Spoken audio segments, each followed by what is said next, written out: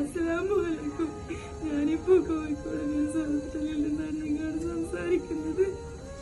8 മാസം മാത്രം പ്രായമുള്ള എന്റെ മോൾ 8 ദിവസത്തോളായി വെന്റിലേറ്ററിന്റെ സഹായത്തോടെയാണ് കഴിയുന്നത്. സാധാരണക്കാരായ ഞങ്ങൾക്ക് ഇപ്പൊ തന്നെ 5 ലക്ഷം രൂപയോളം ചെലവായിട്ടുണ്ട്. ഞങ്ങളുടെ തുടർ ചികിത്സക്ക് 20 ലക്ഷം രൂപ ആവശ്യമാണ്. നിങ്ങളുടെ എല്ലാവരുടെയും സഹായവും പ്രാർത്ഥനയും നിങ്ങളോട് ഞാൻ അഭ്യർത്ഥിക്കുന്നു. ശാന്തരമ്പൂരാണ്. ഞാനിപ്പോ കോഴിക്കോട് നിംസ് ഹോസ്പിറ്റലിലാണ് നിങ്ങളോട് സംസാരിക്കുന്നത്. എന്റെ കൂടെയുള്ള ഷാഹിന എന്ന് പറയുന്ന സഹോദരിയുടെ 8 മാസം മാത്രം പ്രായമുള്ള പിഞ്ചു കുഞ്ഞിന് തലച്ചോറിനും നട്ടലിനും ഇൻഫെക്ഷൻ ബാധിച്ച് ഇപ്പോൾ വെന്റിലേറ്ററിന്റെ സഹായത്തോടെയാണ് കുട്ടി ജീവിച്ചു പോകുന്നത്. നാളിതുവരെയുള്ള ചികിത്സയ്ക്ക്